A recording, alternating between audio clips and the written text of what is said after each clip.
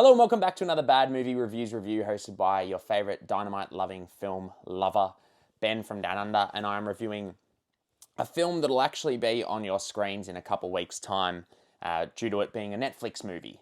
There's a few Netflix movies releasing over the next couple of weeks, which I'll be reviewing, being that it does get a limited theatrical release, and this is one of them, and it is none other than A House of Dynamite, which, if you're not familiar, is from director Kathryn Bigelow, who I love all her work, to be honest. Previously directing films, obviously, The Hurt Locker, Zero Dark 30. You've also got Detroit in there, which came out 2017. So this is her first film since that.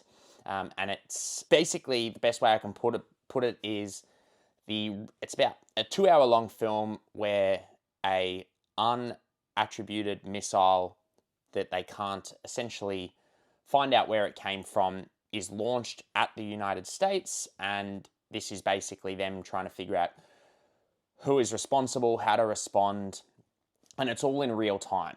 And this year has been a phenomenal year for horror films.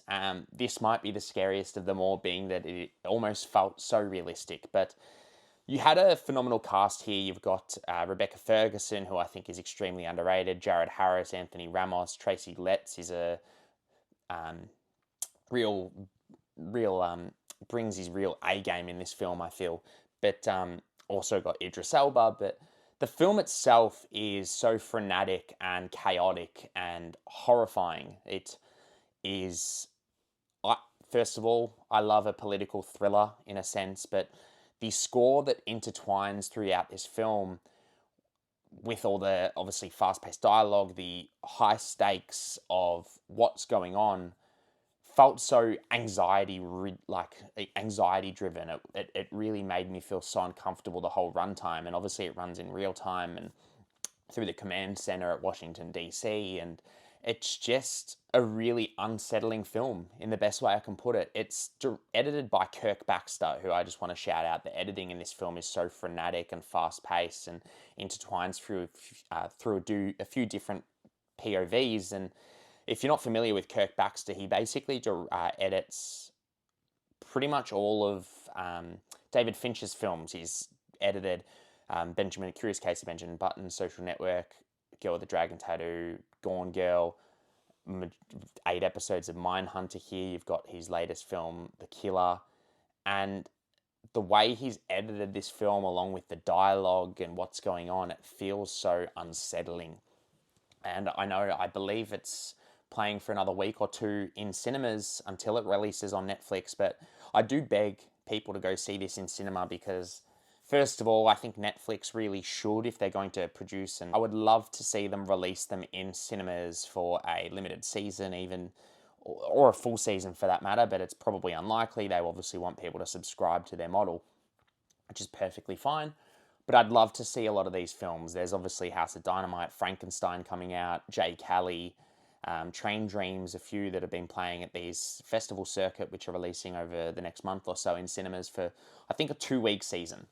But I would beg you to go see this in the cinemas, because while it's not exactly action-packed as you'd probably expect with obviously the premise of the film, it's frenetic pacing, it's great performances, it's so panic-inducing, anxiety-inducing film that runs in real time, and it's almost horrifying to see this situation that could extremely be realistic. It's extremely realistic film in the sense it felt very down to earth. Nothing was really far-fetched, and that was probably the scariest thing about it.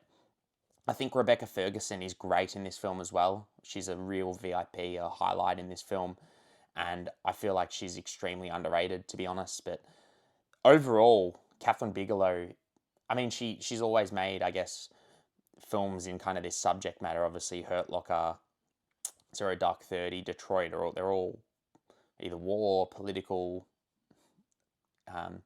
thrillers in a way. And I just think she should make more films. That's obviously been 8 years since Detroit, but I'd love to see more work from her. Obviously, this is streaming. I can see it here, Netflix, October 24th, so next Friday. Next week. So please go out and see this in the cinema. I think it's a really, really, I think it's a really good film. It's I know there's been discourse online about how it ended, but it worked for me.